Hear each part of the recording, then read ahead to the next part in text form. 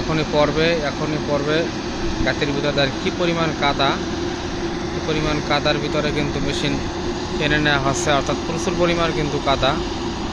কারণ আমাদের এলাকায় এই বৃষ্টির পরে কিন্তু প্রচুর কাদা হয়েছে। কাদা হওয়ার কারণে কিন্তু ওই মেশিনগুলো বিলের ভিতরে জায়গাগুলো দেখেন কি করে ফেলেছে।